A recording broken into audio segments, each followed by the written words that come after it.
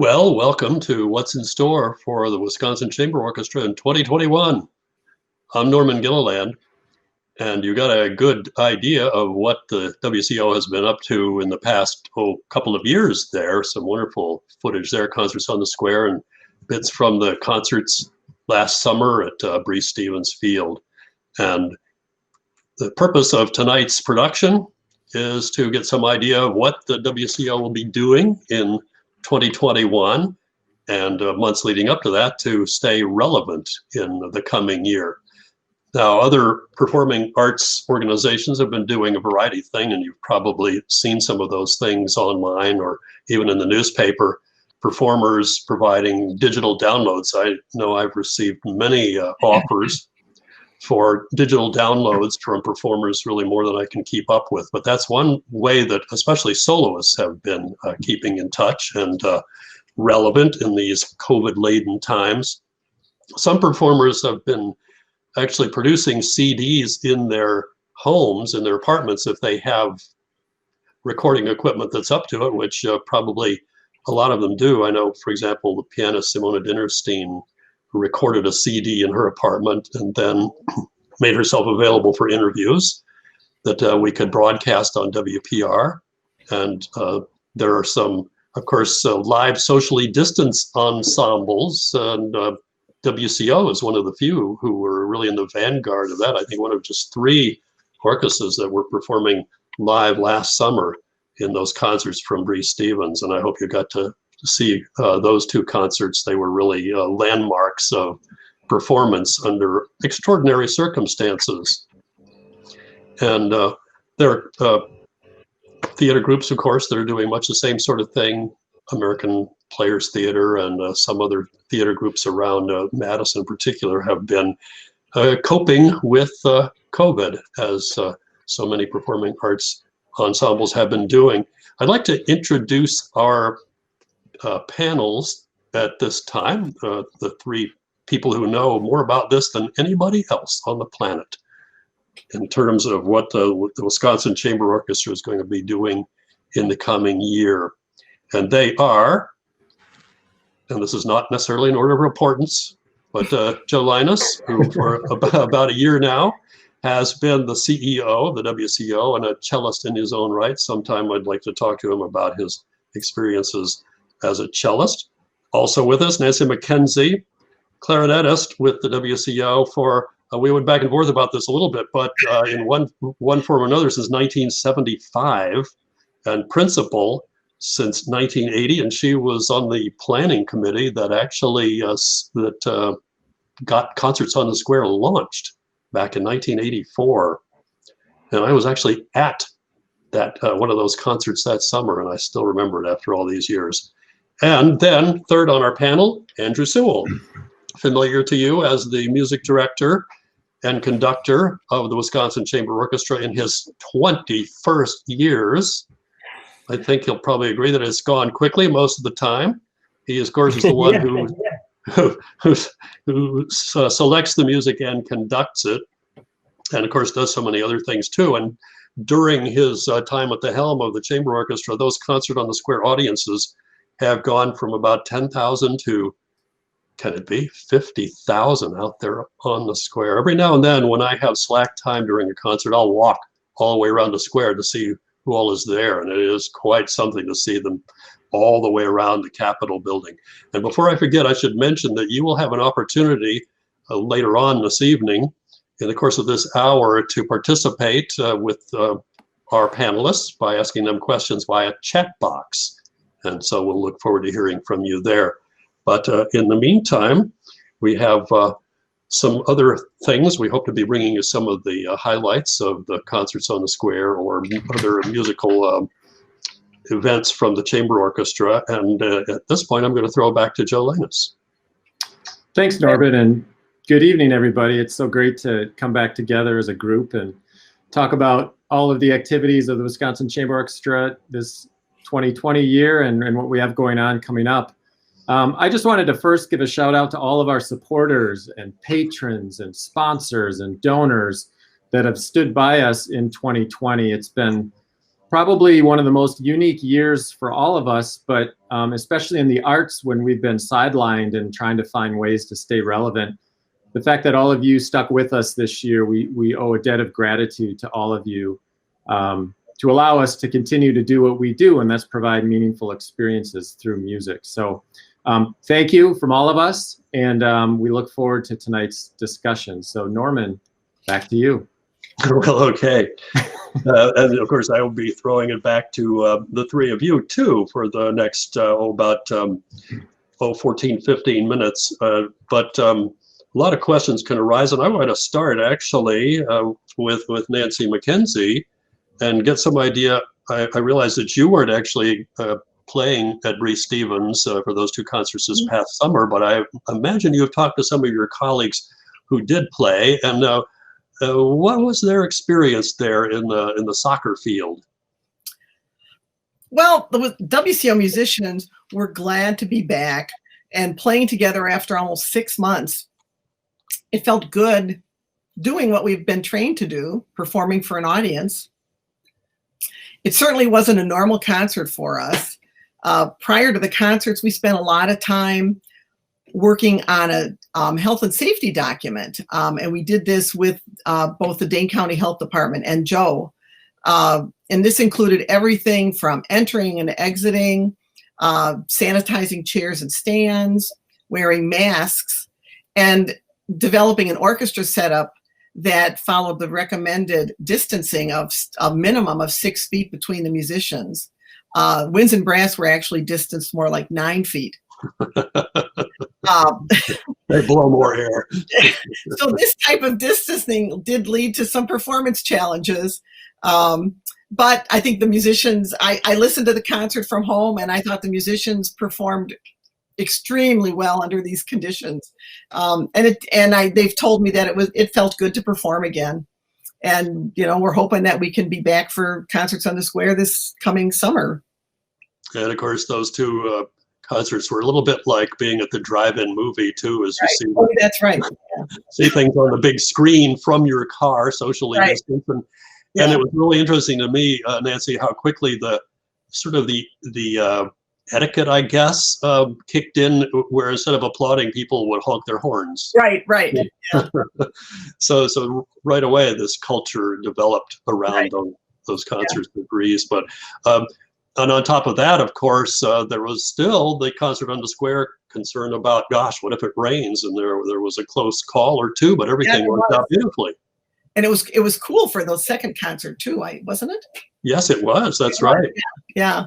So of course, end of August is going into that time where it could be hot or it could be cold. Yeah. So it was all different, but everyone just settled right in and made it work. Mm-hmm. And some great audiences there too. Joe did good work for keeping the rain away. Yes, that's right. We were all kind of blowing, that direction to keep it off, and it certainly worked. A nice sunset built in there too. Right. For at least one of those concerts. Mm-hmm. I'm wondering, Andrew, how you envision, given what you've had so far for experience, how you envision programming for the year or so to come. You do have to plan well in advance to arrange soloists and all kinds of other logistics, don't you? Yes, that's true, Norman. And to your point, that last concert had all the frills and spills of a genuine concert on the square, complete with the rain check and the weather check. But we've come to really roll the punches over the years. And so I think that that's a mark of the organization and just the kind of the facility that not only the staff and public share at the musicians as well. But to your point, moving forward to the next season, the good news is that having had a successful couple of challenges met of producing a concert in a socially distanced and safety protocoled manner at Breeze Stevens, we now have the template to be able to proceed with confidence to a severely restricted, if necessary, format for the coming summer that we can fall back on and tweak and adjust. We're very fortunate to have a partner in Bree Stevensfield and Vern Stemman, who we had actually been working with on some other projects prior to the Concerts on the Square season and prior to even the pandemic starting. We were in talks with him in January and February about some other possibilities to utilize that east side corridor to get more music into the community.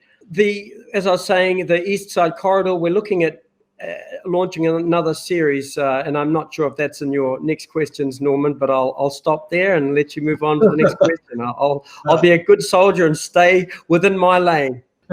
We will. We're going to get to that. We're going to build a little suspense about that, Andrew. There we are.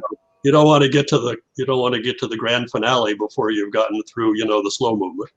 Well, it's not not such a slow movement, because there is a lot to get into here in these new way of doing things, at least for the time being.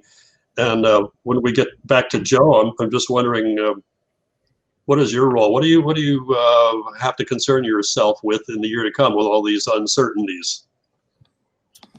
Yeah, good question. What is my role? It's when I think back to March and how all arts organizations had to think about what are we going to do in Wisconsin. It was the Safer at Home, where you were just throwing this huge curveball. For our organization, at the time, we were 70% to completion on a 6-month big rebranding project that we started in late November. And because of that, we were pretty much in an innovative, entrepreneurial, nimble spirit when we all learned we had to stay at home back in mid-March. So it kind of had us in the right frame of mind to think about what do we need to do right now to keep going as an organization. And I think the premise that we'd established in March that we still have now and will continue to have is that no matter what the pandemic throws at us, we want to remain relevant. We want to provide hope for our community, provide opportunities for people to connect, really be that connective tissue that I think everybody who comes to the arts has. So that's kind of been fueling us throughout this whole process. And it has really allowed us to leverage, our musicians, our best assets. They are the ones that are creating the transformational experiences through music. So we had an at-home concerto series that we launched. We partnered with Channel 3000 to do an entire summer series featuring our musicians at unique spots around Madison. And we developed all these technologies and capabilities to stream our concerts, which we had never done before. And as you mentioned earlier, at the time of the first Concerts on the Square, we were one of 3 orchestras in the country to be able to pull that off successfully. So we feel we have a lot of momentum right now going into this upcoming fiscal year and beyond. But, some of the things that I'm thinking about, what keeps me up at night are, okay, what technologies do we need to continue to develop to be resilient to the pandemic, and how long it might keep us all sidelined from playing to live audiences. Now, obviously, in the last week or so, the positive news about the vaccination efficacy from Moderna and Pfizer is really encouraging, but there's going to be a lead time. It still may be 8 to 12 months or more before the Overture Center and other halls around the country could be filled with patrons again. So one of the things I'm thinking about is how do we continue to develop our content through technology and streamings and make it meaningful for our audiences to want to tune in on a Friday night and listen to us. So in some ways, we're thinking of ourselves as an orchestra, but also as a video production company. And how can we create meaningful content? So you're going to see some of that coming down the pike. And that kind of stems into how do we continue to engage our patrons? We have our subscribers, our single ticket buyers, the 50,000 people that come up on the square. I think those are all things that arts organizations have to continue to evaluate, especially in the near term, on how do we continue to engage individuals. One of the things that I'm really excited about and interested in exploring is I think there's a real opportunity for our industry to what I consider to be lessen the gap between the patrons and the musicians that are on stage. As a cellist, I know that you go out on stage, you play your performance, the audience is in the patrons are in the audience, and there isn't always that big interaction that you might see in other mediums. So one of the things that we have started to do and will continue to do is humanize and create storytelling around our musicians, the folks that made a decision to become a professional musician in the trials and tribulations, to become musicians, to humanize that whole experience and get our patrons to understand just the journeys they've been on and just how interesting and dynamic they are. So I think that's something we're going to be focusing on in the near term and medium term, to get our musicians' stories closer to the patrons, because I think that will engage and inspire people to want to participate. So those are just some of the things I'm thinking about. But yeah, it's definitely every day is a new day. Let's just say that, leading an arts organization and trying to find ways to get concerts out there safely and to pay attention to the new health guidelines. Well, it'll be interesting to see how these, various innovations stay with us even post-COVID.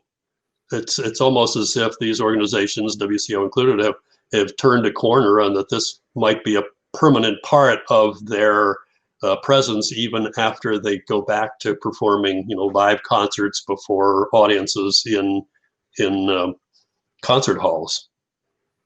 Yeah, I think that's something we have to evaluate just as an organization. It's how much do you invest in a technology that may or may not be here or be necessary in the next 24 months. So you have to think strategically. We're a mid-size per service regional orchestra, and we're building these capabilities, but longer term, what's going to stick in the industry and what's going to provide that lasting value, and what's just going to be a short-term plug. So I think we've done a really nice job testing things. The drive-in, the stream, the concerts this past summer, we streamed live to 20 countries around the globe. Now, will we continue to stream internationally? We might. Will we have drive-ins next summer? We might. But as Andrew said earlier, we've punched things through and we've tested things, and I think we're a much more resilient organization for that. What about outreach? And I can imagine either you or Andrew picking this one up in terms of, in the opening montage there, we saw examples of outreach, WCO out in the community among school students and, grade school and middle school students. And how does that carry through the next months of COVID? Is it even an option to go out to some, assuming the schools are open, to go out to some venue and with a small ensemble perhaps and perform, or just what are the possibilities, if any? Do you want to take that, Joe? Yeah, are you talking about education and outreach programs? Yeah. So one of the things we did, Andrew started a program called Super Strings back in 2016, I believe, which was a partnership with Lucier Community Education Center out on the west side of Madison. And at its core, at its root, it's really a mentor relationship program where we pair one of our musicians with students at Lucier Community Education Center. It's a small but growing and very impactful program that we hope to expand across Dane County.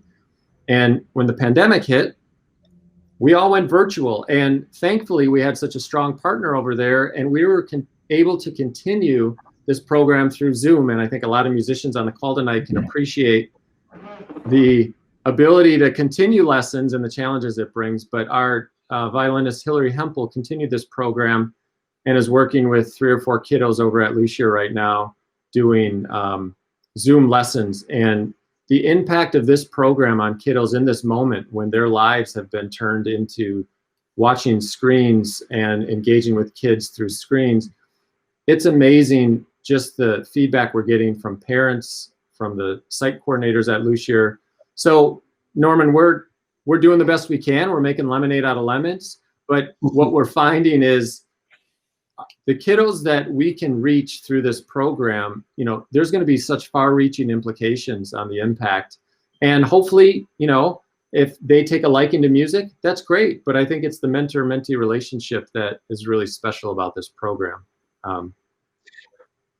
Yeah, sure. For any music mentoring situation, or, you know, children who are in WISA or any number of other musical educational organizations, it's not as if they all become professional musicians. Some of them become professional doctors or lawyers or teachers, but I would imagine for the vast majority, music remains part of their life. I mean, they continue to enjoy playing instruments, and you know, that's really the broader purpose of it, don't you think? Music education is not necessarily to make virtuosi out of every student, but to have that music and that sense of organization and structure and the sheer pleasure be part of their lives. Yeah, yeah. Andrew, you say that all the time when we talk about that program. Yes, I was just going to say, add to that, Norman, that it opens doors and provides opportunities in any shape or form, and that's what we're about, is exposing young children to music. And you just never know, you're sowing seeds. We're all sowing seeds, and we all know from experience as parents, our grandparents, that those things that we're exposed to as young people can have a tremendous impact on our lives, and where it goes, and gives us confidence. That's the main one. It's the confidence builder, the social interaction, you mentioned it, the mentor-teacher-student relationship. And if you were to count on your hand the influences in your own life, just think back to your music teachers and your school teachers. And that's what we're about, passing the baton on. And it's our mandate as musicians to always have an educator's heart, because we've in turn received, and therefore we will pass on. And I know now, Andrew, that you've been waiting. You've waited long enough. What about the Winter Chamber Series? Well, the Winter Chamber Series is our answer to the COVID restrictions that have been placed upon us through just safety precautions, and obviously keeping our musicians and our concert goers safe. So in this day and age of having to switch from a chamber orchestra size group of 34 musicians live on stage, we have to move to a smaller group. And many orchestras around the country have actually not cancelled their season, but substituted with smaller ensembles, a bigger breadth of ensembles. And we've done the same. We are now launching a 4-concert Winter Chamber Series to start on January the 22nd. It will be one a month, to replace what was formerly our Masterworks season. And therefore, the first one is going to be launched on January the 2nd, and that will be up on the website.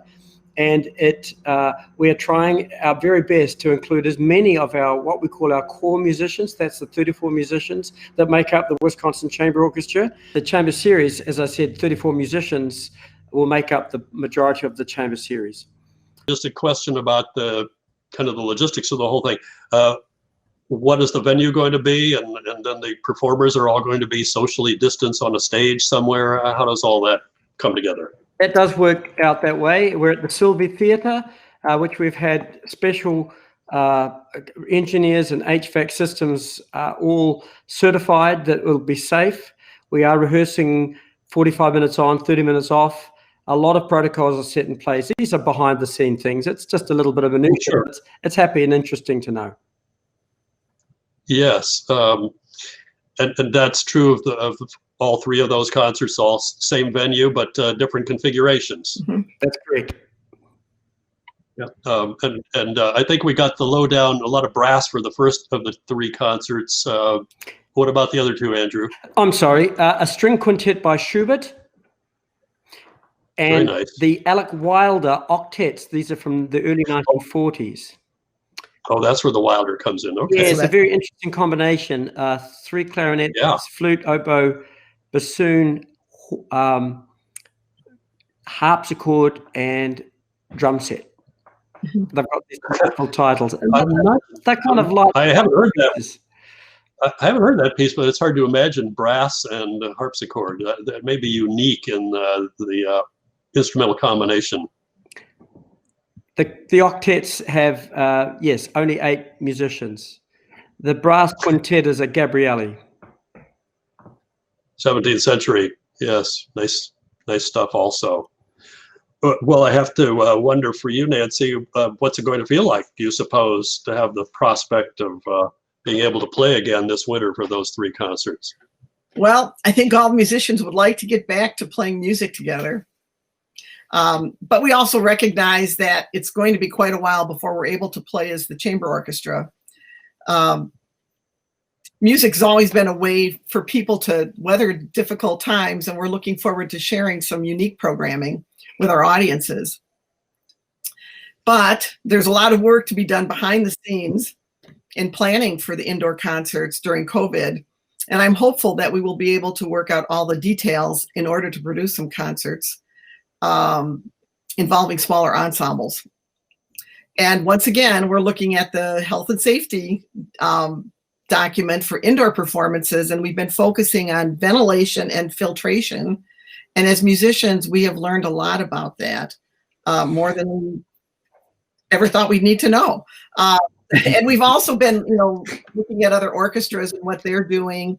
And, we've had lots of discussions about how they're, a small ensemble is set up on stage. And so we've been doing a lot of research.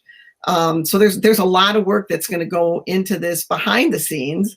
And obviously, if we're going to be playing concerts, we're also keeping our practicing going, and so that we're ready to step in and do a concert with a few rehearsals.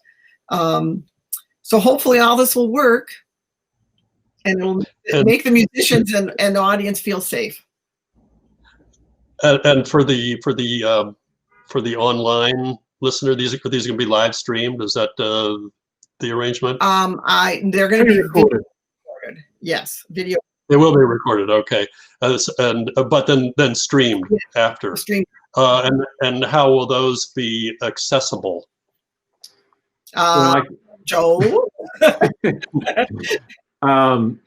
Yeah, so we will. The first concert is the night of January 22nd, so they'll be on demand, and will be available for our subscribers and any single ticket buyers for 3 days, 72 hours, and we'll have a bit later on here a link to go purchase tickets. But yeah, it'll all be pre-recorded with some nice filler content. There was a conductor who said that every piece of classical music begins with a fermata of silence. Well, there we are. Isn't that interesting? It's not going to work.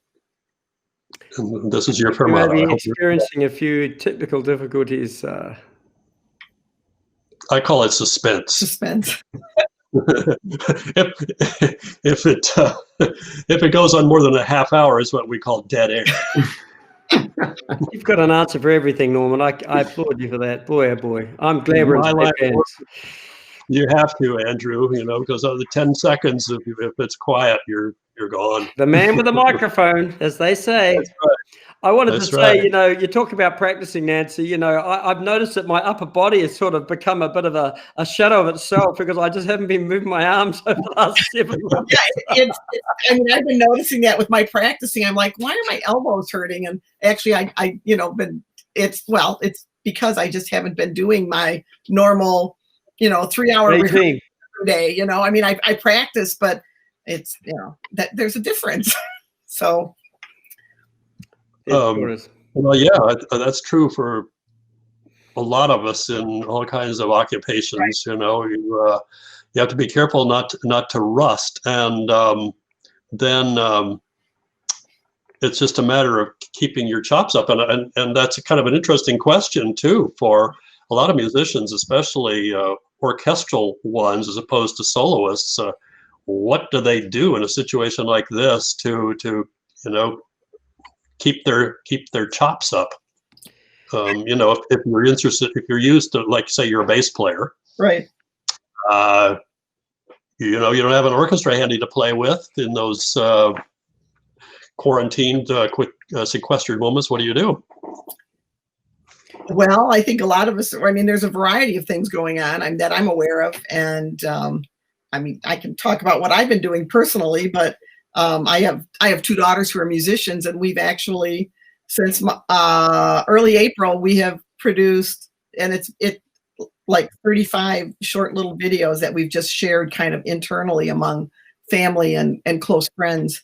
So we've done one a week since April. So that's what I've been doing.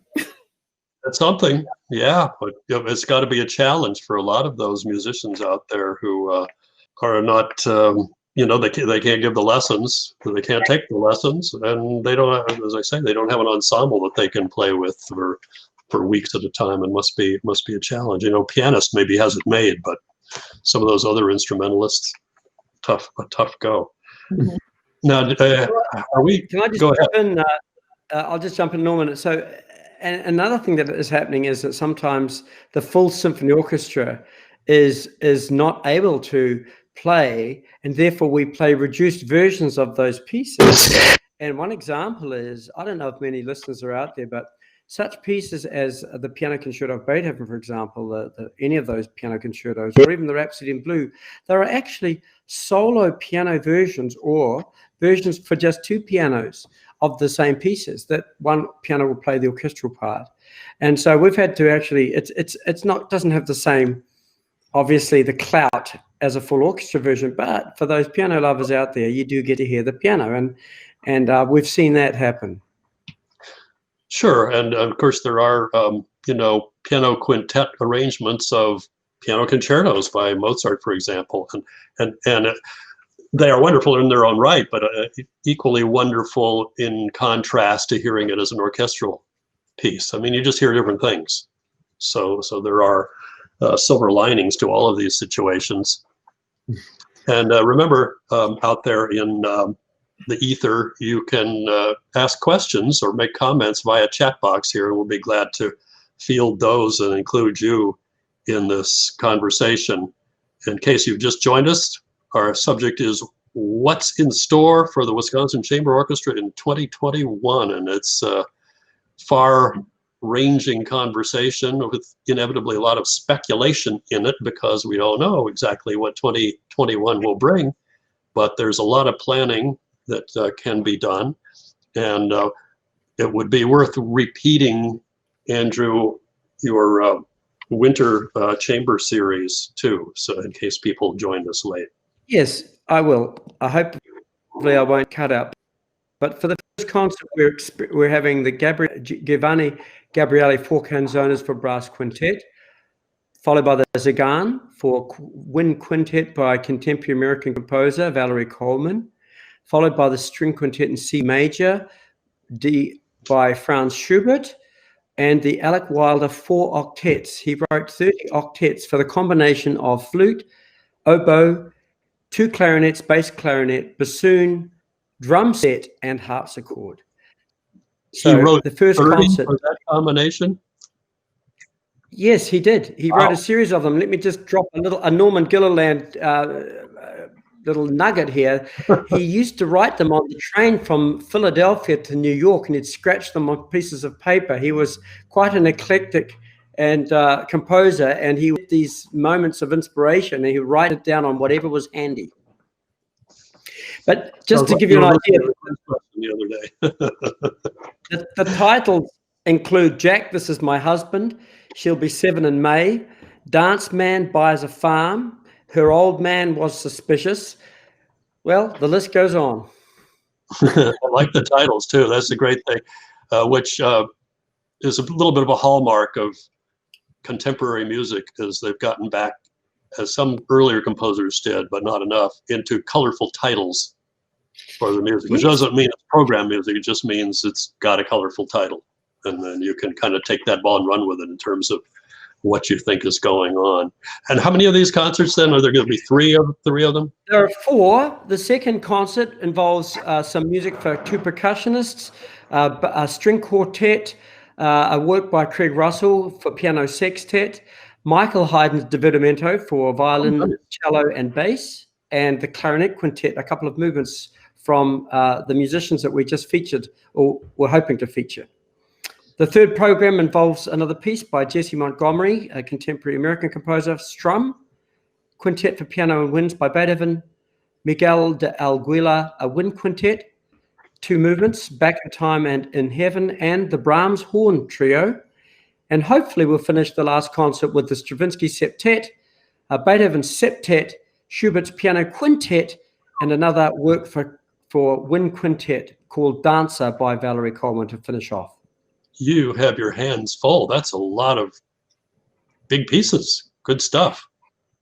And actually, just to your comment, one of the things that we've found with this online versions is that we have to sort of change our strategy in that shorter pieces, more frequent, more pieces, not an entire hit for 40 minutes. People don't have the staying power like they would in a concert hall. There are too many distractions. You know, someone comes to the door, the alarm goes off, the phone rings, you know, you've got those home distractions. So it goes with the territory. And that's just been one of the interesting factoids that we've found since September, is that these seem to be more popular, more frequency. We're actually developing a new type of concert, an online concerts series. So we're trying to be really good at listening to what our consumers and patrons are saying to us. And the other challenge is that because we can only rehearse in a reduced setting, the musicians can only rehearse 45 minutes at a time. And we have to have different musicians in their bubbles so as not to conflict the aerosols in each group. That's been another challenge. So it's a little bit of a jigsaw puzzle, and it's not solved yet. Maybe a Rubik's Cube might be a better scenario, you know. Make a few false moves and get the wrong colors lined up. We have to go back. Yeah, I think that's a good analogy. Nancy, what do you expect your experience to be in those circumstances? What kind of a bubble are you going to be in? What kind of cube? Well, I mean, I'm definitely going to be in the woodwind quintet bubble. And I mean, I've done a couple chamber music concerts in the distancing format, and it's a challenge. I mean, even with 5 people, when you're 6 or 9 feet apart, it's very different.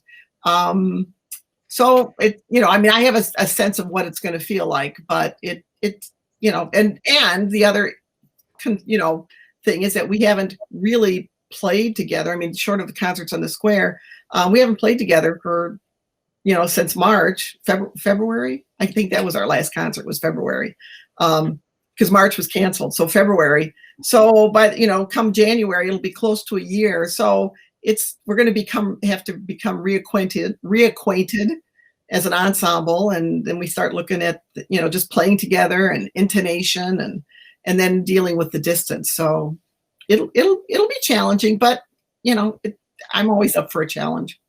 And so you should be. You're just the right person in the right place at the right time, then, Nancy. Yeah. What about go ahead. I just want to do a shout out that that we found, and to the musicians' credit, the first time playing on the square on Bree Stevens socially distanced was really like, oh my gosh, what's going to happen? And within 5 minutes of that rehearsal, once we got the speakers and the monitoring sorted out, it was really quite unbelievable how well the musicians did. They just kind of locked it right in there. So it's in their DNA. Let's just say that they rise to the occasion. So hats off to them. I suspect that being able to play often in variable conditions outdoors for a lot of them is probably good training for this kind of variable that they have to put up with in the spacing. That's very true. And I see that there's a question about how are we handling our musicians who don't live near Madison. That's a really good question. As you know, we have musicians that live as far afield as Los Angeles, Minneapolis, Indiana, Pennsylvania, Chicago, and the list goes on. And so getting them all together in one place is a challenge. And now with the travel restrictions and things like that, we have to kind of plan that one well in advance and give them lots of notice. So that's been one of the things that we continue to try and do, is keep an eye on what's going around the country and what's going to keep them safe. As we look for some more, here's another question. Let's see. I'll let you take that one, Andrew, but I think I know the answer. This will be the first time that WCO is performing in the Sylvie. Is that the one? Yes, indeed. We were actually scheduled to perform last April the 17th for the UW Gala concert.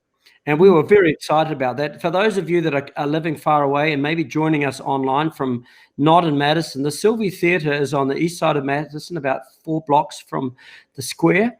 It was recently opened. It's a beautiful new theatre, all modern. And actually the architects, Strang Architects, were helping us with the HVAC and systems, and very generously have given us the kind of the go-ahead and the green light to say it's going to be safe. So that is a theatre, again, on the fastly growing east side of Madison, where there is a lot of new development. Even the WEAC, which is the Madison Youth Arts Centre, is just being built as well. So it's going to become a hub of more arts and performances. Well, as you mentioned earlier, in the context of the Bruce Stevens performances, the chamber orchestra is interested in sharing their music farther east in the Madison area. So the Sylvie sounds like a charming place. A new theater, you say. What's the size of it? I believe it seats 600. Is that right, Joe, or more? Yeah, it's a pretty big space, especially the stage. It's actually on 3 tiers. Most of their concerts that they have are more of, standing room only on the first floor, more of your rock concert or pop concert. But then they have multiple levels for like VIP and Skybox. It's a really cool venue to play in. Our rehearsal space will be both on stage, and then there's this extra room on the second floor. And I see another question coming in. The public health statistics that have to be met before you will play together as an orchestra. Yeah, it's a really good and important question. I think it was 2-3 days ago that Dane County Public Health further restricted gatherings of people. So we have a very close relationship with Bonnie Koenig and Dane County Health. I think that is into effect until December 16th. So we'll be closely monitoring that. And, we've intentionally kept our ensemble sizes really small. In some cases as small as 3, but no more than 8. So next part of the question, is there any thought being given to alterations to the concert venues to keep the audience members safe? Yes. Well, for this series, there won't be any audiences. It's all going to be streamed at home. What we're seeing around the country, different states have different levels of restriction and different phases of the coronavirus. So you're seeing audience halls with audiences that are every other row, 6 feet apart in pairs. I just saw a picture from, must have been the Houston Symphony, I think. There was a string orchestra playing on stage for maybe 100 people in a hall of 2,500. So, we heard a lot in the pandemic. It's not a light switch, it's a dial. So it'll be very interesting, some of the major venues like the Overture Center here in Madison, how they're going to respond to vaccine implementation, easing of restrictions.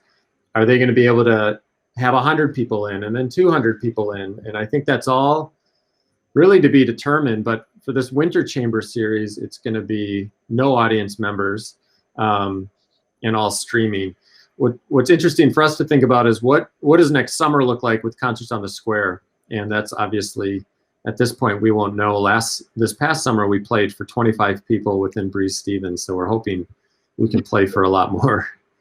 And all of them had their temperatures checked on the way in, as did the performers, I believe. Yeah, and we'll do the same for the concerts at the Sylvie. Is there sort of a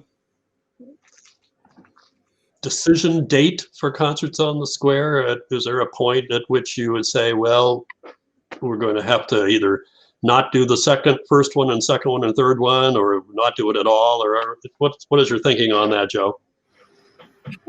Well, all 6 dates are on the calendar as we speak. And again, I think I said earlier, the 2 vaccines that are close to being ready for distribution is a really positive sign for all of us, first and foremost.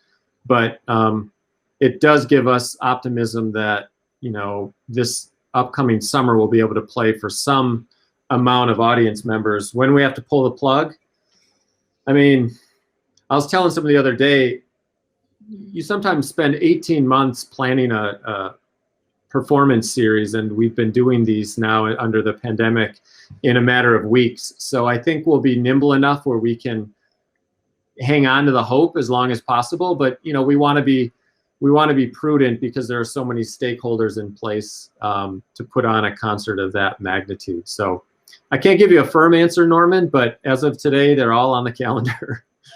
I would just say that just plan on it, because it's the last Wednesday of June, and we would hopefully be back on a Wednesday night at Breeze Stevens, and under the auspices of what we did just perform in August and September.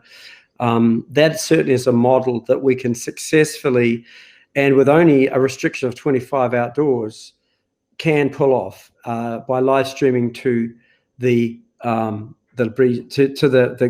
duck pond and even online. So that second concert, which featured Tracy Silverman, which we just broadcast last Friday night, was under those circumstances. And I just say it again, that we're ready to go. Yeah.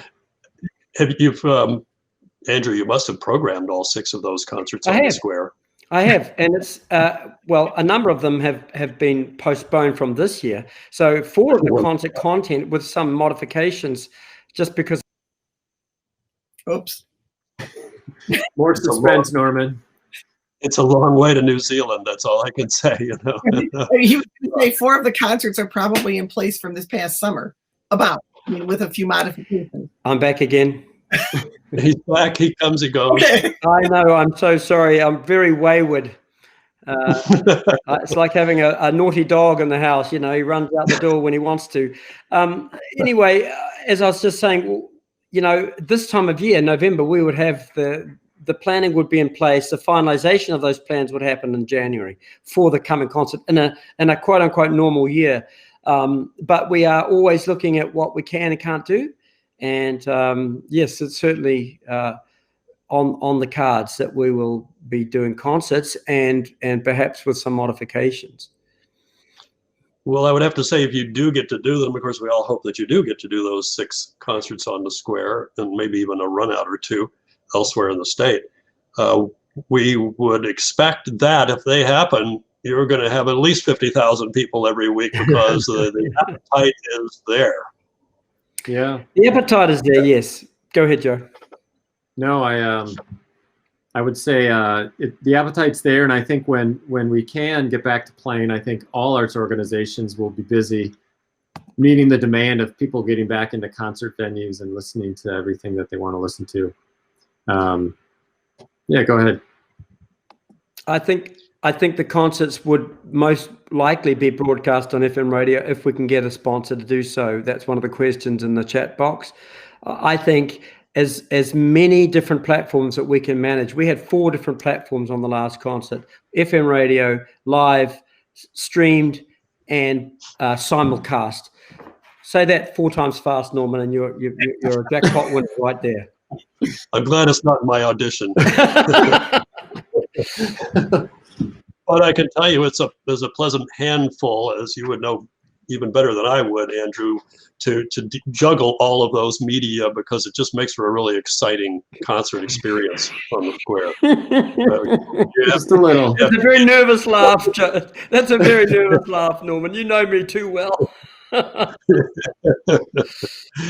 yes, it's carnival atmosphere, to be sure, and that's part of the fun, with the music at the center of it and those concerts on the square. So we'll hope that all that works out, plus the weather, come that last Wednesday of June.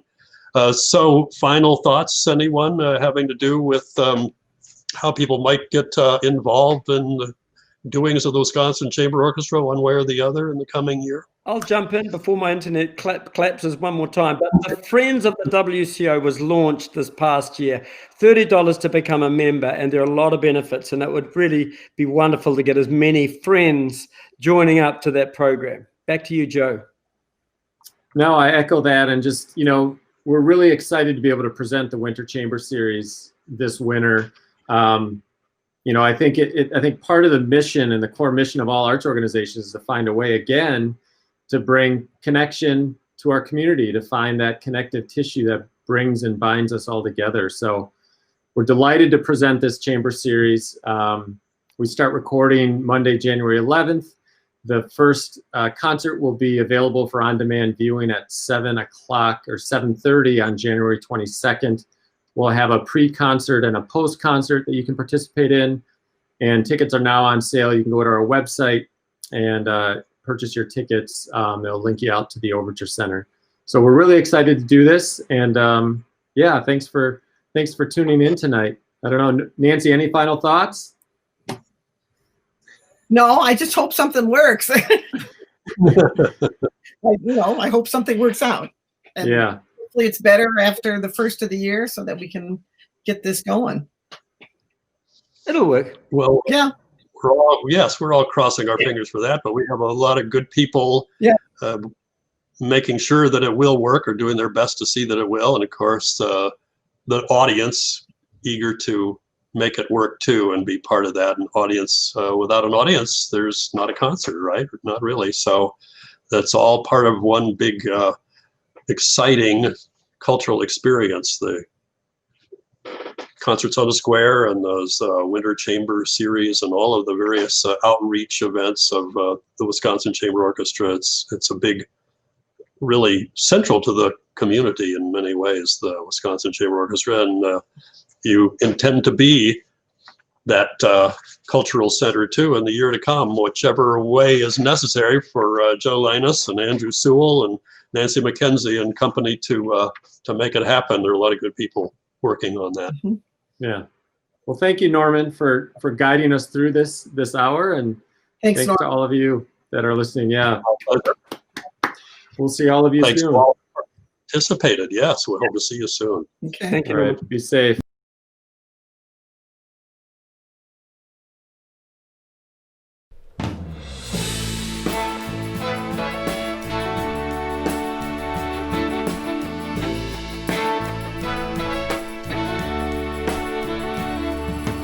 Grilling brats on the barbecue, friends and laughs and hey, what's new? I'm coming home. Traveled up and down a while, but nothing else can make me smile like coming home. Home where I'm supposed to be. I'm coming home to Madison, back to where I had my fun, back to where my friends will always be. I'm coming home to Madison, just off Stoughton Road. I'm coming home, home to Madison, home to Madison.